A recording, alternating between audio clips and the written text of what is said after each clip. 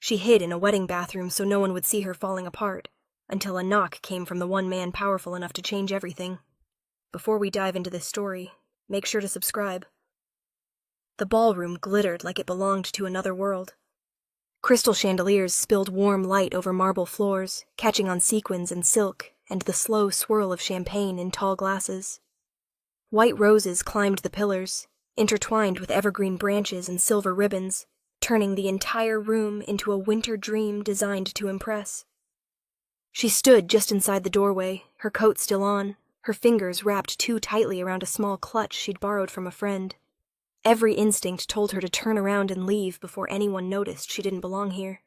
She had only come because the invitation had been vague, and the timing inconvenient enough that she'd felt guilty saying no. A last-minute +1. A seat filled out of politeness, not desire. She was useful that way, someone to complete the picture without being part of it. Her dress was nice. She'd chosen it carefully. Simple, dark blue, modest enough to feel safe. Still, it felt out of place among the gowns that shimmered and clung, worn by women who laughed easily and leaned into men in tailored suits who knew exactly where they belonged. She spotted couples everywhere, hands intertwined, fingers resting familiarly at waists. The easy intimacy of people who had someone else to rely on. Her chest tightened. She adjusted the strap of her purse and forced herself to take another step forward. The music was soft, romantic, heavy with strings. It pressed against her nerves, amplifying the quiet awareness she carried everywhere. You are alone here. Someone brushed past her, murmuring an apology that didn't quite reach their eyes. She offered a smile that felt automatic, polite, practiced. The kind of smile she'd learned as a single mother, pleasant enough to avoid questions, distant enough to avoid pity. She scanned the room, looking for her friend, but all she saw were strangers. Beautiful strangers. Confident strangers. People who didn't flinch when their phones buzzed, or glance at the door as if expecting someone to come looking for them. Her phone vibrated in her hand. She glanced down instinctively. A photo filled the screen. Her daughter, curled up asleep with her favorite stuffed rabbit tucked under her chin, lashes dark against flushed cheeks. The babysitter had sent it with a single message. All good. She finally fell asleep. Relief washed through her, quickly followed by guilt. She locked the phone and slipped it back into her purse, her throat tightening. She shouldn't be here. Not when part of her was always elsewhere. Not when she couldn't fully give herself to moments like this. Beautiful ceremony, wasn't it? A woman beside her said casually. She turned, startled, and nodded. Yes, very. The woman smiled and leaned closer. And how do you know the bride? Her mind went blank. Oh, through a friend, she said, the answer vague, because the truth was more complicated and less impressive. The woman nodded, already losing interest as her gaze drifted back to her partner. Ah, of course. Of course. She moved toward the edge of the room, closer to the wall, where she could observe without being observed. That was her skill. She watched as the bride glowed, surrounded by attention and love. Watched as toasts were made, laughter rising and falling like something she wasn't meant to touch. A man's voice behind her dropped low. You're not drinking. She stiffened slightly and turned. The man who stood there was impeccably dressed, his presence commanding even without effort. Dark hair, sharp features, a gaze that felt like it cut through the noise of the room. No, she said quickly. I'm driving. He studied her for a moment, then nodded once. Smart. Before she could respond, he was pulled away by someone else, swallowed back into the crowd. Her pulse lingered, unsettled. She exhaled slowly and retreated further, slipping past a row of tables and into the hallway beyond the ballroom. The noise softened instantly, replaced by muffled music and distant laughter. She leaned against the wall, closing her eyes. This wedding wasn't hers. This life wasn't hers. She loved her daughter fiercely. She wouldn't trade that love for anything. But nights like this, surrounded by perfect moments that highlighted everything she'd lost, made the ache sharper. Her chest tightened, breath catching as the weight of it all pressed down at once. She needed air, space, somewhere she didn't have to pretend she was fine. She pushed open the door to the women's restroom and slipped inside, locking it behind her. The quiet enveloped her. For the first time that night, she let her shoulders sag. And as she leaned against the cool marble sink, staring at her reflection, tired eyes, composed smile finally gone, she whispered the truth she'd been holding back all evening. I don't belong here. She didn't know yet that the man who would change that truth forever was already looking for her. The lock clicked softly into place, a small, definitive sound that felt louder than it was. She leaned back against the door, closing her eyes as if that alone could keep the world on the other side from seeping through the walls. The music from the ballroom reached her only in fragments now, muffled strings, distant laughter, like a reminder of something she wasn't meant to participate in. Her breath came unevenly. She crossed the tiled floor and gripped the edge of the sink, staring at her reflection under the harsh bathroom lights. The woman looking back at her seemed composed at first glance, hair pinned neatly, makeup still intact. No one would have guessed how close she was to unraveling. That was the problem. She'd learned how to look fine. She pressed her palms flat against the counter and let her head drop forward, shoulders shaking as the first tear fell. Then another, then more, until the reflection blurred completely. She hadn't meant to cry. She'd told herself she wouldn't, but the whispers had followed her like ghosts. Is that her? I heard she has a child. No husband? At her age? She wiped at her cheeks angrily, embarrassed even though she was alone. She hated how quickly it still got to her. Hated that no matter how strong she became for her daughter, moments like this could still crack her open. A memory surfaced without permission. Standing in a courtroom years ago, holding her baby in her arms, while a man who had promised forever stared at the floor and said nothing. Walking out alone, the weight of single motherhood settling on her shoulders before she'd even learned how to carry it. Another memory followed, declining invitations, making excuses, slowly shrinking her world until it was safe and manageable. Until weddings like this felt like foreign territory. She slid down to sit on the closed toilet lid, elbows resting on her knees, her face buried in her hands. I just needed one night, she whispered. One night to feel normal. Her phone buzzed again inside her purse. She hesitated before pulling it out, afraid it might be something wrong. But it was another photo. Her daughter, now sprawled sideways across the bed, one arm flung over the stuffed rabbit, mouth slightly open in sleep. Her chest ached. I'm doing this for you, she murmured, pressing the phone to her heart. I promise. A tear dropped onto the screen. She wiped it away quickly, straightening as if someone might burst in and catch her breaking. She stood and turned the faucet on, letting cold water run over her wrists. The shock helped, grounding her back in the present. She practiced breathing slowly, counting silently until the tightness eased just enough. This was her hiding place. A locked door. A few stolen minutes to fall apart without witnesses. She reached for a tissue, dabbing carefully under her eyes, fixing the mascara that had dared to smudge. She checked her reflection again, forcing her shoulders back. Almost okay. Then, a knock sounded on the door. She froze. Her heart leapt into her throat, panic flaring instantly. She hadn't expected anyone to notice she was gone. She'd hoped the bathroom would be invisible, a place no one bothered to look. It's occupied, she called, her voice tighter than she liked. Silence followed. Then the knock came again. Slower this time. Deliberate.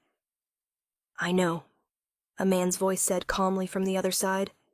Low, controlled, unmistakably confident. Take your time. Her pulse raced. She pressed her back against the counter, eyes fixed on the door. Who was this? Security? Someone sent to drag her back out? Someone annoyed that she'd disappeared from the party? I just need a minute, she said, fighting the tremor in her voice. You have it, the voice replied. I'll be right here.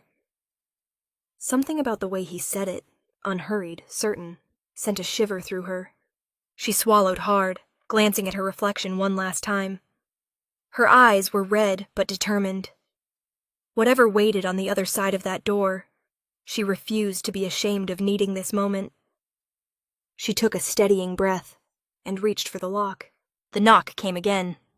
Not loud, not impatient, measured. It echoed through the small bathroom like it had been meant for her alone, each tap deliberate enough to cut through the rush of blood in her ears. She stood frozen, fingers still curled around the edge of the sink, heart hammering so hard she was sure whoever stood outside could hear it. Her first thought was security. Someone had noticed her disappear. Someone had decided she didn't belong wandering the halls of a wedding like this, hiding where guests weren't meant to linger. She imagined a stiff apology, a forced smile, the humiliation of being escorted back into the ballroom with red eyes and flushed cheeks. Her second thought was worse, that someone had complained. She pressed her lips together, swallowing the sting of tears that threatened to return. "Yes?" she called, her voice unsteady despite her effort to sound composed. Silence followed for a beat. Then the voice came again, low, even, unmistakably calm. "Open the door."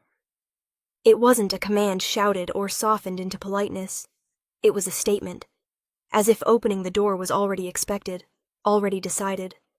Her breath caught.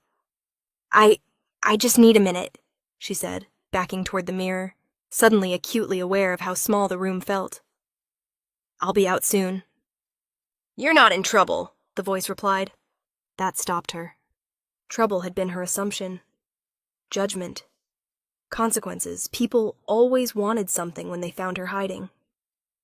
She stared at the door, pulse racing. "Who is this?" Another pause. She imagined him standing there, unbothered by the delay, patient in a way that didn't feel forced. "Someone who noticed you left," he said, "and didn't think you should have to come back alone." Her throat tightened. The bathroom felt unbearably quiet now. She could hear the faint hum of the lights, the distant music seeping through the walls. Somewhere beyond the door the wedding continued. Laughter, clinking glasses. A world she had stepped out of because it felt too heavy to carry. "I don't think that's appropriate," she said weakly. A hint of something like amusement colored his voice. Not mocking, just knowing. "I think what's appropriate is letting you breathe." Her hand trembled as she reached for the lock, then stopped. "What if I don't open it?" she asked. "Then I'll stay right here," he said. "Until you do." The certainty in his tone sent a shiver down her spine. She exhaled slowly, closing her eyes for a brief moment. She was tired of hiding. Tired of being embarrassed by her own emotions. Tired of shrinking to fit rooms she'd never been meant to disappear inside. She stepped forward and turned the lock. The door opened a few inches. He stood just beyond it, filling the hallway without crowding it. Tall, broad-shouldered, dressed in a dark suit that looked effortlessly tailored, like it had been made for him and no one else. His posture was relaxed, but there was an undeniable presence to him. Something that made the air feel heavier, more focused. She recognized him instantly. The man she'd noticed earlier near the bar. The one people unconsciously made space for. The one conversations seemed to bend around. The most feared man in the room. His gaze softened when it landed on her. Not pity, not judgment. Recognition. "You all right?" he asked quietly. She hesitated, then nodded once. "I just needed a moment." "So did I," he replied. That surprised her. "You?" "Yes." His eyes flicked briefly past her into the bathroom, taking in the closed stalls, the mirror, the evidence of someone trying to pull herself back together. Then he looked at her again. "This wedding is loud." She almost laughed. Almost. A woman's voice echoed faintly down the hall behind him, someone calling his name. He didn't turn. "Come with me," he said instead, offering his arm. The gesture stunned her. I can't," she said instinctively. "I don't want to cause a scene." You won't, he replied calmly. You'll stop being one. Her heart raced. People are watching. They always are, he said. Let them. She looked at his arm, steady, unyielding, then back up at his face. There was no pressure in his expression, no demand, just an open invitation that somehow felt safer than staying hidden. I don't even know you, she whispered. He held her gaze. I know. And you're still doing this? Yes. She searched his eyes for arrogance, found none. What she saw instead was intention, purpose. You don't belong in that bathroom, he said quietly. You belong where no one can make you feel small. Her chest tightened. Against every instinct she'd built to survive, she reached out. Her fingers rested lightly on his sleeve. The contact grounded her instantly. He nodded once, as if that was all the answer he needed, and gently guided her out of the bathroom and into the hallway. Behind them, the door closed softly. Ahead of them, the noise of the wedding swelled again. This time she wasn't walking back alone, and everyone would notice. He didn't rush her. That was the first thing she noticed as they stepped fully into the hallway. He adjusted his pace to hers without comment, his arm steady beneath her hand, his presence calm enough that her racing pulse began to slow despite itself. There was no interrogation, no curious glance meant to dissect her vulnerability. He didn't ask why she'd been crying. He didn't ask who had hurt her, or what she was running from. He simply walked beside her like it was the most natural thing in the world. Up close, he was even more imposing than she'd expected, tall enough that she had to tilt her head slightly to meet his eyes. Broad-shouldered, composed, dressed in a way that didn't scream excess, but whispered power.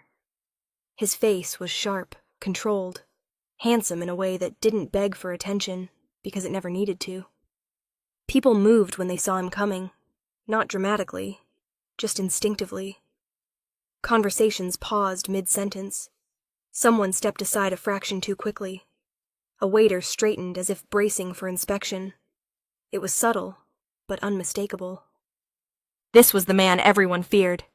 She felt it in the way the air seemed to bend around him, and yet his attention never left her. You don't have to explain anything, he said quietly as they approached the edge of the ballroom. Her throat tightened. I know, he interrupted gently. You don't owe me words. That undid something inside her. She'd spent years explaining herself. To teachers, to doctors, to other parents, to strangers who thought being a single mother entitled them to opinions. Words had become armor, carefully chosen, constantly ready. Now someone was telling her she didn't need them. The music swelled as they crossed the threshold into the ballroom again. Heads turned, whispers followed like ripples in water. Is that him? Who is she? Why is he with her? She felt the familiar urge to pull away, to release his arm and retreat back into invisibility before she became a topic of conversation. His hand tightened just slightly at her elbow. Stay, he murmured. Not a command, an anchor. They didn't stop near the center of the room. He guided her past it, toward a quieter corner where the light softened and the noise dulled. A space that felt intentionally chosen, protected without being hidden. She exhaled slowly, realizing she'd been holding her breath. Thank you, she said, her voice barely above a whisper. He inclined his head. You looked like you needed an exit. She laughed softly, a sound edged with exhaustion.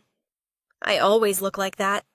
His gaze sharpened, not critically, but attentively. You shouldn't.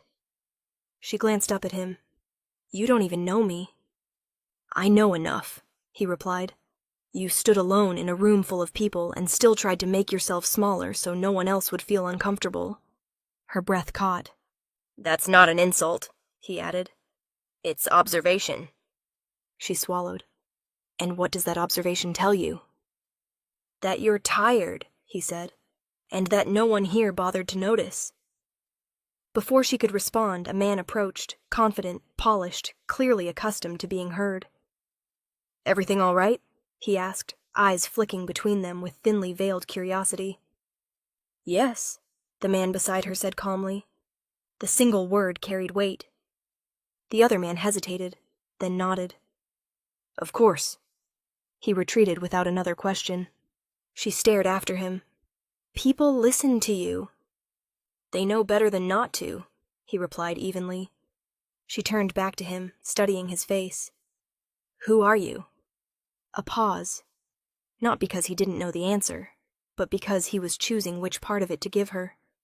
A man who doesn't like seeing women cornered, he said, and who doesn't ask twice when he knows what he wants to do. Her heart skipped. Which is? To make sure you leave this night standing, he replied. Not hiding. She looked down at her hand still resting on his arm, then back up at him. And after? That's up to you, he said. I don't drag people into my orbit. I offer them a way out of rooms that don't deserve them. The sincerity in his voice made her chest ache. Why me? She asked. His gaze softened just slightly. Because you walked into a room full of celebration carrying the weight of an entire life by yourself. And no one should have to do that unseen. Tears threatened again, but this time she didn't feel the urge to hide them. He straightened subtly, his presence widening, shielding her from the curious glances that continued to drift their way. Stay here as long as you need, he said. Or leave. I'll make sure no one stops you. She nodded, grounding herself in the quiet strength of his offer. For the first time that night, she didn't feel like an intruder at the wedding. She felt like someone worth stepping out of hiding for. And she had the sudden, unmistakable sense that the man beside her never made the same offer twice. The shift happened the moment they stepped forward. Not when she felt his arm settle more securely around her waist, or when the music swelled again as they moved out of the quiet corner, but when the room noticed who she was walking with. Conversations stalled mid-sentence. Laughter faded into murmurs. Heads turned openly now, no longer pretending discretion. The space between guests widened instinctively, as if an invisible line had been drawn, and no one wanted to cross it. She felt it all at once. The weight of attention, the electricity in the air, the awareness that this wasn't just curiosity. It was recognition. The man beside her didn't tighten his hold. He didn't guide her forcefully or rush her through the crowd. His arm rested around her with deliberate ease, a public claim that wasn't possessive, but unmistakable. He walked as if he belonged anywhere he chose to stand, and by extension, so did she. Her heart pounded, but something steadier replaced the panic she'd felt earlier. His presence anchored her, solid and unyielding. The whispers that followed no longer felt sharp. They dulled, sliding past her like distant noise. Is that him? Why is he with her? Who is she? She lifted her chin without thinking, posture straightening as if her body had finally been reminded how to take up space. A woman she recognized from earlier, one who had offered a tight smile and a quick assessment, froze as they passed. Her eyes widened just slightly, surprise breaking through polished composure. She caught her reflection in a mirrored pillar as they moved. The woman staring back looked different. Not because her dress had changed or her hair was suddenly perfect, but because she was no longer trying to disappear. She felt his hand shift subtly, fingers brushing her side in a quiet reassurance meant only for her. You're doing fine, he murmured. She nodded, breath steadying. They reached the center of the ballroom, directly beneath the chandeliers, the most visible place in the room. He didn't slow. He didn't hesitate. He stopped there. With her. The effect was immediate. A man near the bar lowered his glass, eyes narrowing in disbelief. A couple near the dance floor fell silent, hands still linked but forgotten. Even the bride, glowing, radiant, glanced over, confusion flickering across her face before something like understanding took its place. This wasn't an accident. This was intentional. She felt it when his arm tightened just slightly around her shoulders, when his stance widened just enough to place himself between her and the rest of the room without shielding her completely. She wasn't being hidden. She was being presented. A voice cut through the quiet. I didn't realize you knew her. The man beside her turned calmly. You didn't need to. The answer was simple. Final.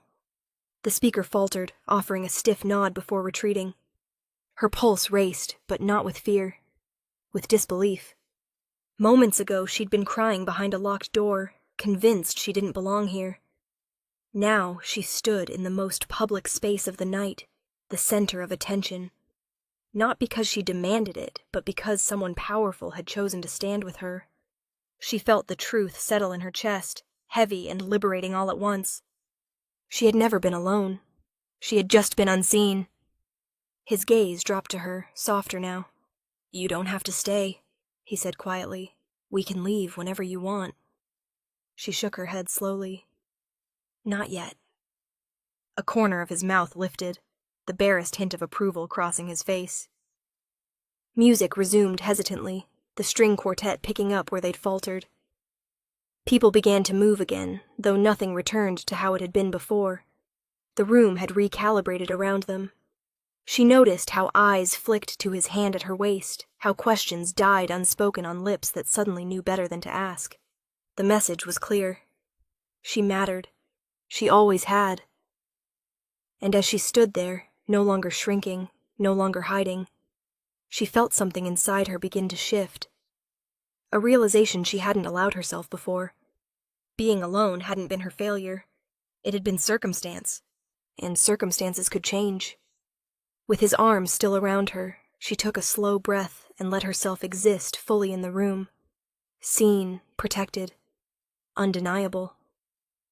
For the first time in a long time, she didn't feel like a guest. She felt like someone who belonged. And everyone else finally understood it too. They didn't stay in the center of the room for long. Not because she couldn't handle it, but because he chose not to make her endure more than necessary. After a few measured minutes, long enough for the message to land, long enough for the room to adjust, he guided her away from the crowd and toward a quieter terrace, overlooking the snow-dusted gardens outside. Cold air brushed her cheeks as the doors closed behind them, the noise of the wedding dimming to a distant hum. White lights twined along the railing, casting soft reflections over frost-kissed stone. The night felt still, suspended, like it was holding space for what needed to be said. She leaned against the railing, exhaling slowly. That was a lot. "Yes," he agreed. "Which is why we're here." She glanced at him, curiosity sharpening. "You didn't have to do that." "I know." "Then why did you?" she asked. He didn't answer immediately. He rested his hands on the railing beside hers, not touching, but close enough that she felt his warmth through the winter air. "I noticed you when you arrived," he said finally. Her brows knit together. "I tried not to be noticed." "You were," he replied calmly. "Not because you were loud. Because you weren't." She turned toward him, surprised. "You stood near the door," he continued. "You watched the room like someone used to calculating exits. You smiled when spoken to, but you never lingered. You were present without taking space." Her throat tightened. "That doesn't sound like a compliment." "It is," he said. "It tells me you know how to survive." She swallowed.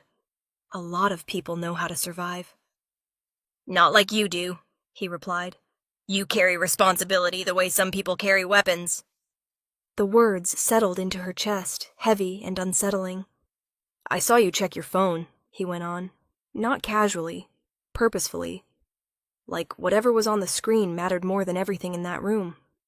She looked down at her hands. "My daughter." "I know," he said. Her head snapped up. "How?" "I asked," he replied simply. "And I watched the way your expression changed when you looked at that screen. That wasn't distraction. That was devotion." Her breath caught. "You moved through the room like someone who couldn't afford to fall apart," he continued. "Like you were holding everything together for someone else." She laughed softly, the sound edged with emotion. "That's what mothers do." "Yes," he said. "And that's why I noticed." She turned fully toward him now. "You said you don't drag people into your orbit." "I don't," he agreed. "But I don't ignore strength either." The lights reflected in his eyes as he met her gaze, unflinching. You were alone in that room in a way most people will never understand. Not lonely, isolated, and still, you showed up. Her chest tightened. I didn't feel strong. You don't have to feel it to be it, he replied. She hesitated, then asked the question that had been pressing against her ribs since the bathroom door opened. And my child? His expression softened, unmistakably. The way you hold yourself, he said quietly. It's not for you. It's for someone who depends on you completely. She felt tears sting her eyes. She's my world. I know, he said. And anyone who can love like that deserves not to stand alone. The silence between them felt different now. Intentional, weighted with truth. I didn't come to that bathroom to rescue you, he added. I came because I recognized you. From what? She asked. From myself, he replied. From people who learned early that being unseen was safer than being vulnerable. She searched his face. You're not as untouched by all this as you pretend. A faint smile crossed his lips. No, I'm just better at hiding it. She leaned back against the railing, snowflakes drifting past like quiet confessions. So, this wasn't pity. No, he said firmly. It was respect. The words settled into her bones. I chose you, he continued, because you were already doing the hardest work there is, protecting someone else without protection of your own. Her voice was barely a whisper. And what does that mean? It means, he said, turning to face her fully, that I don't offer help lightly. And when I do, it's because I see something worth standing beside. For the first time that night, she didn't feel like she needed to explain herself. She felt understood, and that changed everything. The cold crept in slowly, settling into her fingers and the edges of her breath, but she barely noticed it. What she felt instead was the weight of what he'd just revealed. How carefully he observed the world, how deliberately he chose where to place his attention. And more importantly, who. You keep saying things like standing beside me, she said quietly, as if that means something very specific. It does, he replied. He turned slightly, angling his body so he could see the terrace entrance and the garden beyond it at the same time. The movement was subtle, almost unconscious, but she caught it. The way his awareness never fully rested. The way his calm didn't come from ease, but from control. What kind of man are you? She asked. He didn't answer immediately. Instead, he reached into his coat and pulled out his phone. He tapped the screen once, briefly, then slid it back into his pocket. Somewhere inside the building, she heard a door open. Footsteps shifted. Voices lowered. You're safe here, he said, but I don't like pretending safety is automatic. Her stomach tightened. That's not an answer. No, he agreed. It's a warning. He leaned back against the railing, finally meeting her eyes fully. I don't run charities, he said, and I don't attend weddings for sentiment. She swallowed. People are afraid of you. Yes, the word landed cleanly, unapologetic. Because you enjoy that? She asked. Because fear is efficient, he replied, and efficiency keeps people alive. A chill slid down her spine, not from the cold, but from the truth threaded through his voice. I make decisions most people never have to, he continued. I protect what's mine by making sure threats never get close enough to try. And that protection, she hesitated, it has consequences. It does, he said. For me, and for anyone who stands openly with me. Her chest tightened. My daughter. His gaze sharpened instantly. Would never be exposed. You can't promise that, she said, fear breaking through her composure at last. I don't promise what I can't control, he replied. I eliminate what I can. The words should have terrified her. Instead, they grounded something deep inside her. She thought of the years she'd spent calculating risks alone, of late-night walks gripping keys between her fingers, of choosing safe neighborhoods, safe jobs, safe routines, all while knowing safety was never guaranteed. You're talking about a dangerous kind of protection, she said softly. Yes, he agreed. The kind that doesn't ask permission. She studied him, really studied him now. The restraint, the awareness, the quiet certainty that didn't seek approval. This wasn't bravado. It was lived-in authority. And if I say no, she asked. Then you walk away, he said without hesitation. Untouched, unfollowed. This night becomes a closed door. And if I don't? Then people will notice, he said. They already are. You'll be associated with me, watched, speculated about. She exhaled slowly, judged. Yes, he said, but never unprotected. Snow drifted down more heavily now, catching in her hair and on the shoulders of his coat. The lights reflected softly around them, turning the terrace into something unreal, beautiful and dangerous all at once. I don't offer this lightly, he said, and I don't offer it twice. She looked down at her hands, then back up at him. You're asking me to trust you with my life. With your visibility, he corrected. Your life? You've already been managing alone. That hit harder than she expected. She thought of her daughter again, of the world she was trying to navigate for both of them, of how exhausting it was to always be the only shield. And you? She asked. What do you risk? He met her gaze steadily. Everything. The honesty in that answer left no room for illusion. Standing beside him wasn't a fairy tale. It was a choice, with teeth. And as she stood there in the winter air, the noise of the wedding fading behind them, she realized something that made her heart ache and steady all at once. For the first time in years, she wasn't being offered safety through invisibility. She was being offered protection through presence. Dangerous, public, unyielding. And the decision was hers. The terrace felt smaller after that.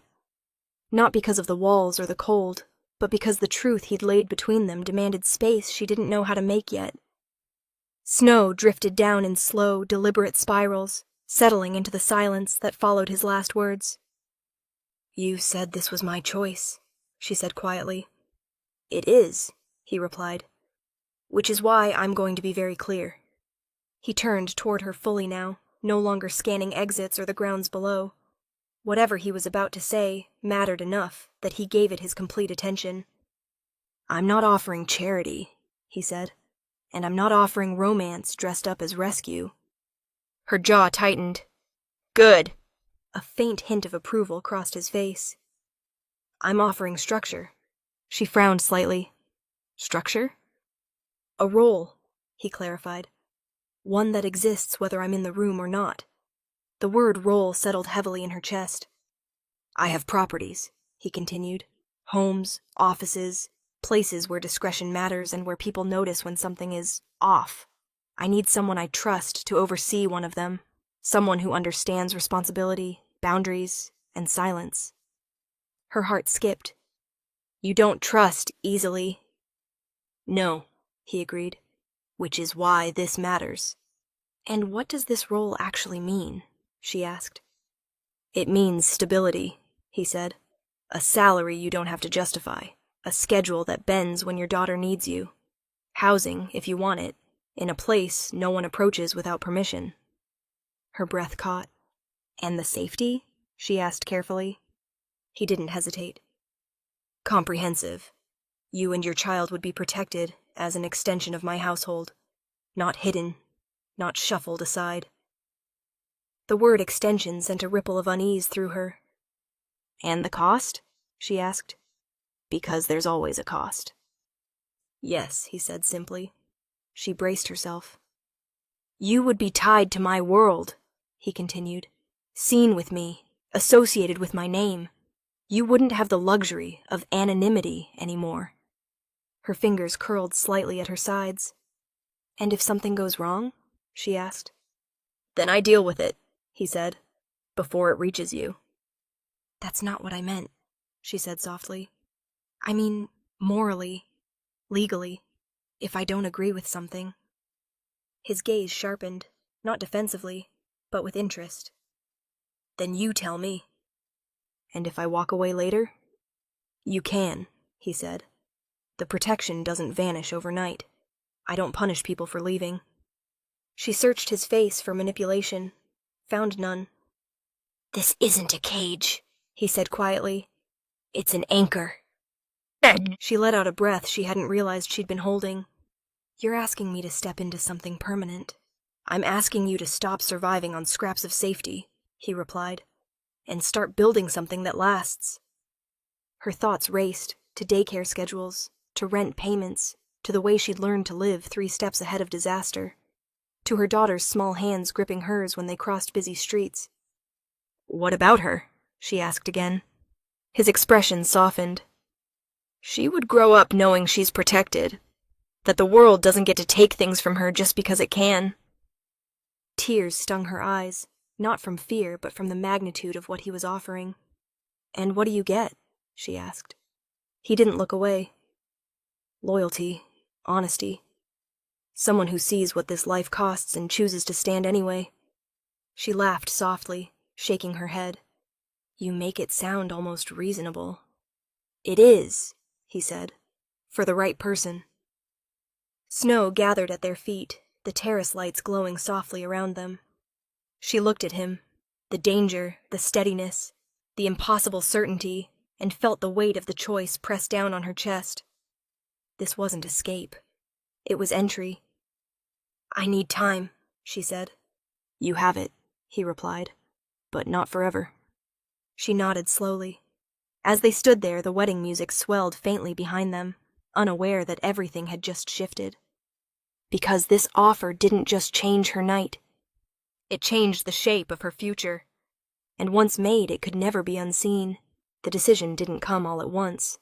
It arrived in fragments, in the quiet spaces between thoughts, in the weight of the terrace air pressing against her lungs as she stared out at the snow-covered gardens below. The wedding music drifted faintly through the glass doors behind them, distant now, like something happening in another lifetime. She imagined leaving, walking back into the ballroom alone, offering a polite smile, making an excuse about an early morning, about her daughter, about a headache, calling a ride. Going home to her small apartment, to the familiar creak in the hallway floor, to the careful quiet she maintained after bedtime, so she wouldn't wake a sleeping child who relied on her for everything. She imagined waking up tomorrow exactly the way she always did, counting expenses, planning routes, measuring risks, carrying the invisible weight of being the only line of defense between her child and a world that wasn't gentle. Loneliness wasn't dramatic. It was efficient, predictable, safe in its own way. You were thinking about walking away, he said calmly. She didn't deny it. I'm thinking about what I lose if I don't. And what you lose if you do, he replied. She turned toward him, arms wrapping around herself. Independence isn't a small thing. No, he agreed. It's expensive. I fought hard for it, she said. Every decision I make is mine. Every mistake, too. And every burden, he added quietly. That stung because it was true. I don't want to be owned, she said. He met her gaze evenly. Neither do I. She huffed out a breath. That's not reassuring. It should be, he replied. I don't keep people by diminishing them. I keep them by giving them reasons to stay. She looked away again, watching snow gather along the edge of the stone railing. And if I become dependent on you? Then I've failed, he said. This only works if you remain capable of leaving. The honesty of that answer made her chest tighten. She thought of her daughter again, of how carefully she'd built a world small enough to manage, but large enough to breathe in, of the nights she lay awake listening for sounds that shouldn't be there, of how exhausted she was pretending she didn't need help. Protection came with strings. So did loneliness. One just pretended otherwise. What happens if I say yes? She asked softly, and discover I can't live in your world. Then you go, he said, with resources, with safety, without consequences. And people won't come looking? They won't, he said, not without my permission. She swallowed. The power in that should have terrified her. Instead, it made something inside her unclench. "You make it sound simple," she said. "It's not," he replied. "It's just clear." She closed her eyes for a moment, letting the cold sting her cheeks, grounding her. She wasn't choosing romance. She wasn't choosing rescue. She was choosing between two kinds of risk. One familiar and lonely. The other dangerous, but shared. She opened her eyes and looked at him again. "If I step into this," she said, "I don't disappear into your shadow." "You don't," he said immediately. "You stand beside me, or not at all." "And my daughter?" she pressed. "Yeah." "She grows up knowing her mother didn't choose safety by shrinking," he said. "She chose it by standing." Her breath caught. That did it. Not the money, not the protection, not the power. That. She straightened slowly, feeling something settle in her spine. Not fear, not certainty, but resolve. "I won't promise forever," she said. "I wouldn't accept it," he replied. "I won't be quiet if I disagree. I expect you not to be." "And I won't stop being myself," she finished. A faint smile touched his mouth. That's the point. Silence stretched between them, filled not with tension, but possibility. She took a breath. "Then I'm not going back to the life where I do everything alone," she said. "Not tonight." He nodded once, as if he'd known this was coming, but respected the weight of it anyway. "Come," he said, extending his hand. Not commanding, not possessive. An invitation. She took it. And as they turned back toward the wedding, she realized something profound and unsettling. She wasn't choosing to be protected. She was choosing to stop pretending she didn't deserve it. Whatever this life would demand of her, she would meet it standing, no longer alone, and no longer hiding. The night unraveled gently after that, as if the world had decided not to rush her anymore. They didn't return to the center of the ballroom. They didn't need to. Word had already spread in the subtle way it always did, through glances that lingered too long, through conversations that shifted when he passed, through the sudden absence of questions no one dared to ask aloud. She felt it in the way people looked at her now, not with curiosity, with understanding, with caution, with respect. He stayed close without crowding her, his presence steady and unspoken. He didn't parade her. He didn't announce anything. He simply existed beside her, as if that were the most natural thing in the world. And somehow, it was. A woman approached cautiously, offering a polite smile. "It was nice to meet you," she said, eyes flicking briefly to him before returning to her. The message was clear. She mattered. As the night wore on, the weight she'd carried for so long began to ease, not disappear, but redistribute. She laughed once, surprised by the sound. She accepted a glass of water without feeling like she needed to justify it. She stood without scanning exits every few seconds. At some point, he glanced at her phone when it lit up again. "Your daughter?" She nodded. "The sitter." "Answer it," he said gently. She stepped aside, her heart tightening as she read the message. All good. She woke briefly, asked for you, then went right back to sleep. Tears pricked her eyes. "She misses you," he said quietly. "So do I," she admitted. He didn't hesitate. "Then we should go." The car ride was quiet, the city passing by in softened lights and falling snow. She watched the streets she knew from a new angle, aware of the security moving smoothly around them without being intrusive. It should have felt overwhelming. Instead, it felt held. When they arrived, he walked her to her door. No assumptions, no pressure, just presence. "You don't have to decide anything else tonight," he said. "This stands as it is." She nodded. "Thank you." "For trusting me," he replied. Inside, she checked on her daughter, smoothing hair from her warm forehead, listening to the steady rhythm of her breathing. Standing there in the dim light, The reality of what had changed finally settled in. She hadn't just met a powerful man. She had been seen. Not as a woman in need of rescue, not as someone to be pitied or managed, but as a mother who had carried too much alone for too long. When she returned to the doorway, he was still there, patient and unhurried. "I've spent years building walls," she said softly.